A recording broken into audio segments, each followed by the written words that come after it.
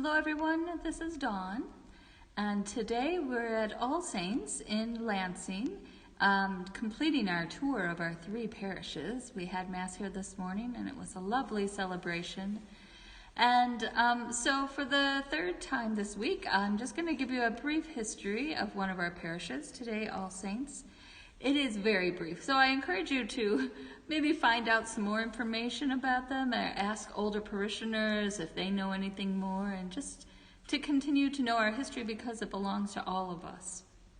And so at the turn of the 20th century, around 1900, there was really only one Catholic family in the area, and so they would take one of those hand cart where you pumped yourselves and went down the railroad, and so they would go from the Ludlowville station, they would pump themselves down into Ithaca because the railroad didn't run on Sundays, and they would go to Mass there.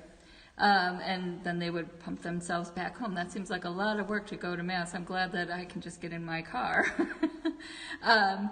But around, and then occasionally there would be the priest from Scipio Center would come and say a Mass in the people's house. And as time went on, a few more Catholic families moved in the space, and so they would come to that house and have Mass there very occasionally. In 1910, a person named James Cooney, who was the superintendent of the International Salt Company, which is would have been the main employer in the area, he was a devout Catholic, and so he began talking to the Diocese of Rochester to ask for them to allow a house of worship to be built. And so with his efforts, along with Father Doran, who was the priest from Scipio Center, Bishop Thomas Hickey and the diocese acquired a lot on the south side of Myers Road as it slopes towards Cayuga Lake. That's the official address of that building. And so they bought the lot for $175. Times are funny. And then an architect from Auburn charged $80.50, which that's like half the amount of the land. That's pretty funny. To design a chapel, which is simple wooden structure, and they built it. The cost for $2,000. The church was blessed by Father Doran on March 23rd, 1913, and it served the 12 families of the Ludlowville, Myers, and Portland Point for a while. A few months later after that, Our Lady of the Lakes Parish in King Ferry became independent of Scipio, and so Our Lady of the Lakes took on All Saints as its mission. And at that point, Father Thomas O'Connor, he used one of those hand-powered carts on the railroad tracks between King Ferry and Lansing, and he would go back and forth and serve the 2 communities. The congregation continued to grow, and in late 1930, a larger piece of property was acquired, and the new church was built. Now, a new church at that time, which is the one that currently Holy Apostles is occupying, right on the corner of where we are. On May 7th, 1933, Bishop O'Hearn dedicated the church at a solemn high Mass. And then the clergy and out-of-town guests were served dinner at Our Lady of the Lake Church Hall in King Ferry. And there, Bishop O'Hearn congratulated the parishioners for constructing such a fine structure in such hard times, because it was the Great Depression. I hadn't thought about that. And so the devotion of people at that time who they sacrificed and gave of them of things that could have easily gone to support their family, they supported their church family as well. The interior of that church is a Gothic design, and it's 70 feet by 30 feet.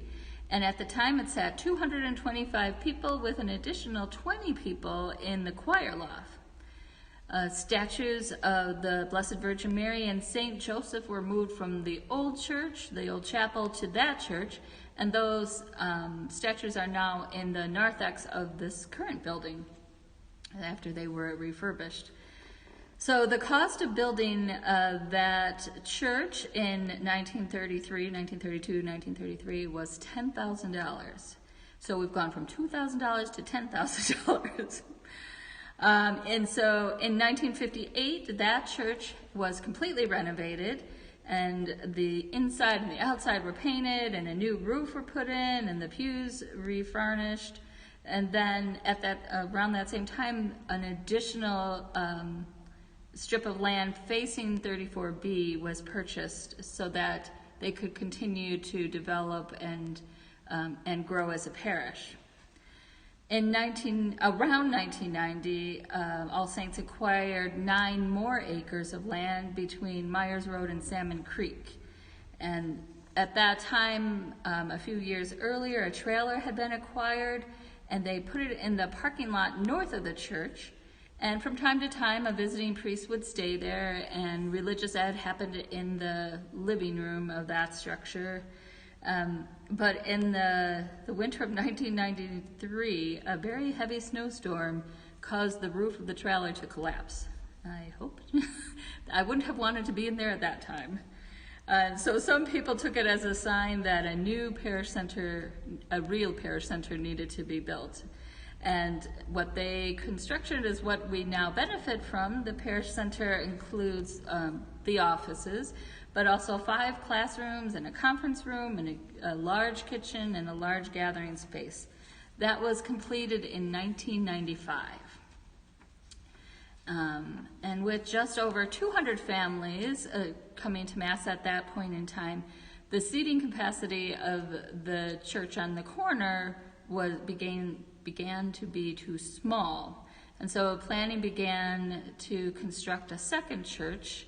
Well, I guess this would be a third church around 2003. And the people of All Saints, again, giving sacrificially, helped to construct a new church. The cost of that project was $1.7 million. So you can see just from $2,000 in 1910, the cost of things that have increased. The church is designed to sit about 450 people in the main part and another 40 in the choir area. And so it made it double the size of the old church on the corner. And the first Mass was celebrated on June 3rd, 2007.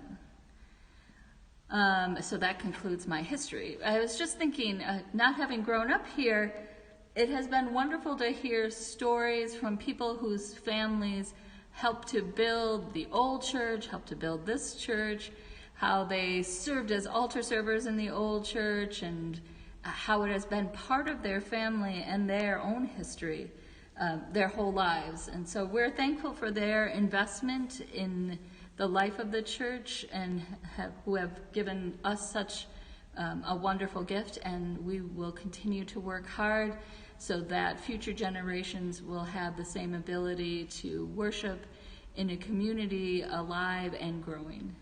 And so I think that's about it. Have a wonderful day.